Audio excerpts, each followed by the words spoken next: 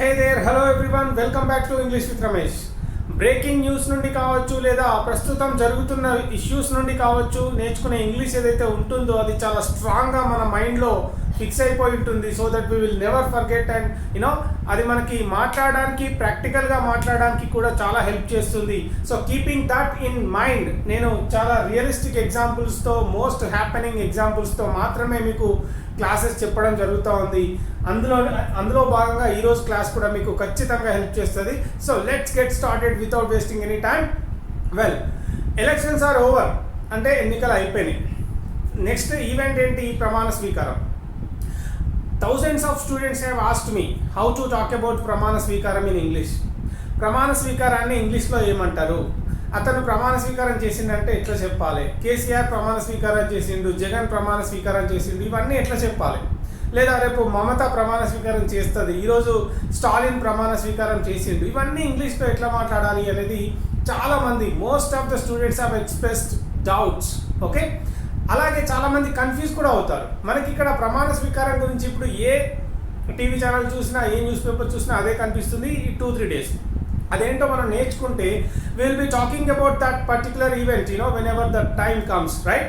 So guys, let's learn how to talk about that ప్రమాణ స్వీకారం in English. Well guys, okay, yeah, ఇక్కడ square అంటే ప్రమాణం. I swear అంటారు, ఇంగ్లీష్ మూవీస్లో బాగా చూస్తారు. ఐ స్వేర్ అంటే నేను ప్రమాణం చేస్తున్నాను. స్వేర్ అనేది verb number 1, swore verb number 2, స్వోర్న్ అనేది వర్బ్ నెంబర్ 3. ఇక్కడ టేక్ అనేది మనకు తెలుసు, ఏంటి? తీసుకోవడం.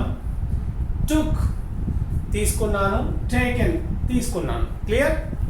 ఇవి ఉన్నాయి, ఫస్ట్ ఇవి గుర్తుపెట్టుకోండి. తర్వాత స్టాలిన్ ప్రమాణ స్వీకారం చేసిండు, ఈరోజు చేశాడు అంటే ఇట్స్ ఓవర్.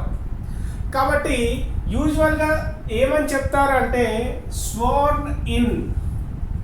స్వోర్న్ ఇన్. ఇక్కడ ఇన్ ఎందుకు వచ్చింది అంటే ప్రమాణ స్వీకారాన్ని ఇంగ్లీష్లో స్వేరింగ్ ఇన్ సెరిమనీ అంటారు. స్వేరింగ్ ఇన్ సెరిమనీ. ప్రమాణ స్వీకారం జరిగేటువంటి ఈవెంట్ ఉంటుంది కదా, దాన్ని మనం స్వేరింగ్ ఇన్ సెరిమనీ అంటారు. స్వేర్ ఇన్ అంటే ప్రమాణ స్వీకారం అని అర్థం. ఓకే, అయితే ఇది ఎప్పుడూ కూడా ప్యాసివ్ వాయిస్లో ఉపయోగిస్తారు. మీరు గమనించండి, స్వేర్ ఇన్ అనేది ఎప్పుడూ కూడా యాక్టివ్ వాయిస్లో కానీ టెన్స్లో కానీ ఉపయోగించకుండా ప్యాసివ్ వాయిస్లోనే ఉపయోగిస్తారు. You must keep it in mind. Okay, otherwise you may commit mistakes. Okay, ఇక్కడ ఏంటి? స్టాలిన్ అయిపోయింది కదా ప్రమాణ స్వీకారం, అందుకే నేను వాజ్ యూజ్ చేసి వర్బ్ నెంబర్ 3. ఈ స్ట్రక్చర్ మనకి ఎక్కడ కనిపిస్తుంది? ప్యాసివ్ వాయిస్లో. ఇప్పుడు ఏంటి? Stalin was sworn in, verb number 3, sworn in. Okay, Stalin was sworn in as the chief minister of Tamil Nadu. As అంటే గా, ముఖ్యమంత్రిగా. ఓకే, ఈ విధంగా చెప్తాం. ఇక్కడ ఏంటి? MK Stalin was sworn in as the chief minister of Tamil Nadu for the first term. ఇప్పుడే కదా అతను ఫస్ట్ టర్మ్కే ముఖ్యమంత్రిగా ప్రమాణ స్వీకారం చేసిండు. It's over.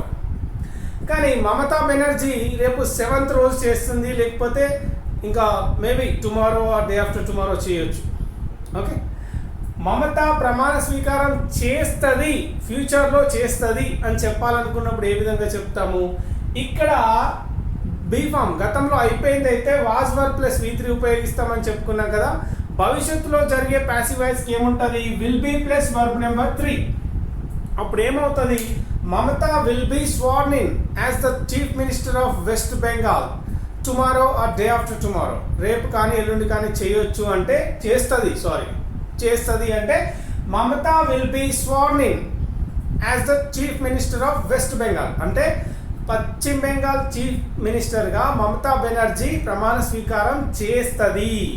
తమిళనాడు సీఎంగా స్టాలిన్ ప్రమాణ స్వీకారం చేసిండు అంటే ఇది ఓవర్. కాబట్టి Stalin was sworn in. Excuse me, Stalin was sworn in అంటే స్టాలిన్ ప్రమాణ స్వీకారం చేసిండు. మమత చేస్తుంది అంటే అది ఫ్యూచర్ యాక్షన్ కాబట్టి Mamata will be sworn in అంటే మమత ప్రమాణ స్వీకారం చేస్తుంది అని అర్థం. ఓకే, ఈ విధంగా చెప్తాం. వెల్, ఇక్కడ ఇదే సెంటెన్స్ని మనం టెన్స్ ఉపయోగించి చెప్పినప్పుడు ఎట్లా అంటే పాస్ట్ టెన్స్లో కూడా చెప్పవచ్చు.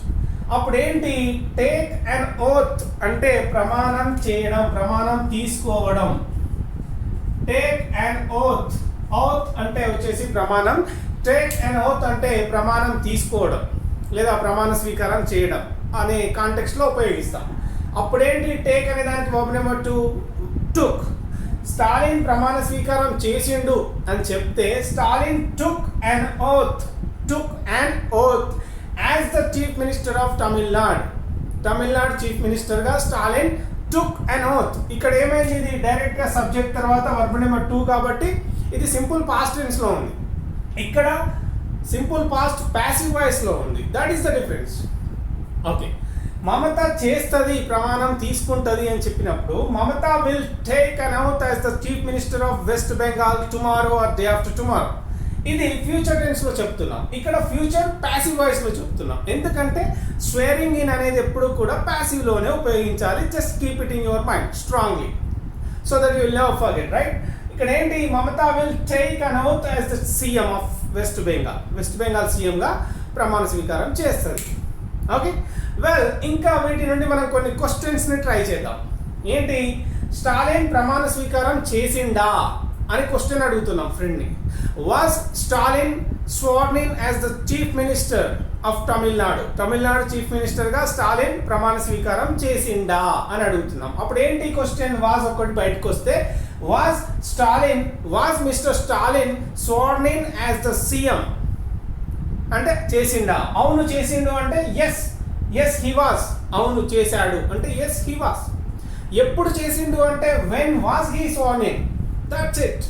When was he sworn in, ఎప్పుడు చేసిండు, క్లియర్. అదే సెంటెన్స్ని ఇక్కడ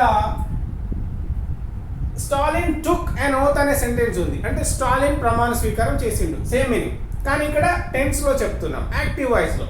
ఇప్పుడు దీన్ని క్వశ్చన్ చేస్తే ఏమవుతుంది, did he take an oath, did he take an oath as the CM అంటే సీఎంగా ప్రమాణ స్వీకారం చేసిండా. ఇప్పుడు చూడండి, did he take an oath అంటే ఇక్కడ డిడ్ వచ్చింది కాబట్టి వర్బ్ నెంబర్ 1 టేక్ మాత్రమే వస్తుంది. అతను ప్రమాణం చేసిండా. ఈ రెండు కూడా సేమ్, కానీ ఇది టెన్స్లో, ఇది వాయిస్లో. అదొకటి గుర్తుపెట్టుకోండి.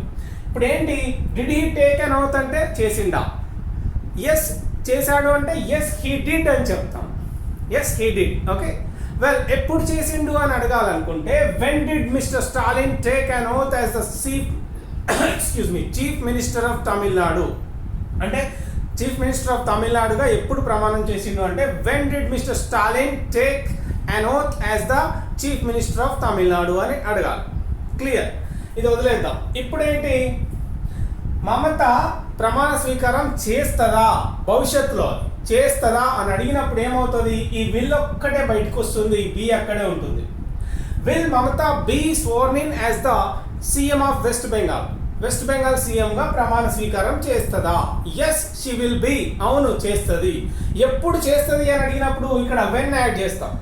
When will she be sworn in as the chief minister of West Bengal. West Bengal సీఎంగా ఆమె ఎప్పుడు ప్రమాణం చేస్తుంది, ఈ విధంగా క్వశ్చన్ చేస్తాం.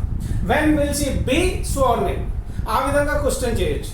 ఇక్కడికి వచ్చినప్పుడు will she take an oath, ఇక్కడ టెన్స్లో అడుగుతున్నాం, ఫ్యూచర్ టెన్స్. ఇది ఫ్యూచర్లో passive voice. Okay, will she take an oath అంటే ఆమె ప్రమాణ స్వీకారం చేస్తుందా. ఎప్పుడు చేస్తుంది అంటే when will she take an oath as the CM అంటే సీఎంగా ఎప్పుడు ప్రమాణం చేస్తుంది, ఇట్లా అడగవచ్చు. Will she take an oath అంటే yes she will. Okay, so ఈ విధంగా ఒక్క ప్రమాణ స్వీకారం గురించే ఇంత ఉంటుంది. So guys, be clear when you are talking in English, especially don't make mistakes while making sentences in voice and making sentences in tenses, right? Maybe it will put you in a situation where you happen to commit mistakes. Okay? ఆ mistakes అయితే చేయకుండా ఉండండి.